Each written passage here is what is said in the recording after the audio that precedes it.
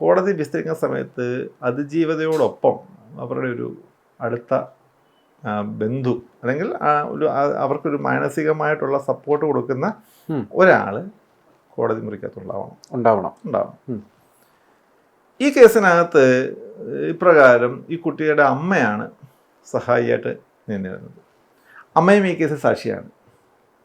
അപ്പോൾ നമുക്ക് സ്പെസിഫിക് ആയിട്ടുള്ള ഒരു കേസെന്ന് പറഞ്ഞാൽ അമ്മയും അച്ഛനും കൂടി പറഞ്ഞ് പ്രേരിപ്പിച്ച് ഇപ്രകാരം ഈ കുട്ടിയെ കൊണ്ടൊരു കേസ് കൊടുപ്പിക്കുന്നു എന്നുള്ളതാണ് നമ്മുടെ ഒരു ഡിഫൻസ്. അപ്പോൾ ഈ അമ്മയുടെ സാന്നിധ്യത്തിൽ കുട്ടിക്ക് ഒരിക്കലും സത്യം പറയാൻ സാധിക്കുകയില്ല എന്നുള്ളൊരു ആശങ്ക ആദ്യം മുതൽ ഞങ്ങൾക്കുണ്ട്. കേസിൻ്റെ ചീഫ് വിസ്താരം ആ ഒരു ഘട്ടത്തിലേക്ക് എത്തിയ സമയം ഇങ്ങനെ കേസിൻ്റെ വിസ്താരത്തിൻ്റെ ഘട്ടത്തിൽ ഈ കുട്ടി പലപ്പോഴും ഈ അമ്മയുടെ സാന്നിധ്യം കുട്ടി ഭയക്കുന്നത് പോലെ തോന്നി.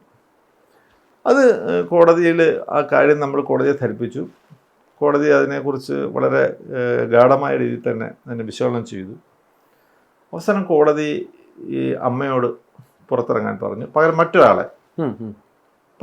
മറ്റൊരാളെ കുട്ടിക്ക് സപ്പോർട്ടിനായിട്ട് കോടതി മുറിക്കകത്ത് നിർത്താൻ കോടതി പറഞ്ഞു. അപ്പോൾ അതിനുശേഷം കോടതി കുട്ടിയെ ഞാൻ ക്രോസ് വിസ്താരം ചെയ്യുന്ന സമയത്ത് എനിക്ക് തോന്നി ചില കാര്യങ്ങൾ കുട്ടിക്ക് പറയാൻ വെമ്പുന്നുണ്ട്. അത് പക്ഷേ മറ്റെന്തൊക്കെയോ പരിമിതികൾ ഉള്ളതുകൊണ്ട് കുട്ടി പറയാതിരിക്കുകയാണ് എന്ന് തോന്നി. കുട്ടിക്ക് വേണ്ടുന്ന എല്ലാ മാനസിക ധൈര്യവും ഡിഫൻസ് ലോയർ എന്ന രീതിയിൽ ഞാൻ കൊടുത്തു. കുഞ്ഞ് പറഞ്ഞോളൂ എന്ന് പറഞ്ഞു. അപ്പോൾ ആ കുട്ടി പറയാൻ തുടങ്ങി. ഓപ്പൺ കോടതിയിൽ കുട്ടി പറഞ്ഞു, എൻ്റെ അച്ഛൻ 2 ലക്ഷം രൂപ അന്നത്തെ അവിടുത്തെ സർക്കിൾ ഇൻസ്പെക്ടർക്ക് കൈക്കൂലി കൊടുത്ത് എടുപ്പിച്ച കേസാണിത്. ഒരാളുടെ ലൈഫ് എന്നെ അയാൾ തൊടുക പോലും ചെയ്തിട്ടില്ല. ഇത് ഈ 2 ലക്ഷം രൂപ എൻ്റെ അച്ഛൻ കൊടുത്തിട്ട് അയാളോടുള്ള വ്യക്തിവിരോധം കാരണം എടുത്തതാണ്. മാത്രവുമല്ല ഈ ഒരു സംഭവം ഇതിങ്ങനെ ചെയ്തില്ലെങ്കിൽ, ഞാൻ ഇതുപോലെ മൊഴി കൊടുത്തിട്ടില്ലെങ്കിൽ എന്നെ ഇമോഷണൽ ബ്ലാക്ക് മെയിൽ ചെയ്യുകയും വീട്ടിൽ നിന്ന് പുറത്താക്കുക പോലും ചെയ്യും എന്നുള്ള അവസ്ഥയിലേക്ക് എൻ്റെ വീട്ടിൽ അവസ്ഥയെത്തിയിട്ടുണ്ടെന്ന് കുട്ടി പറഞ്ഞു.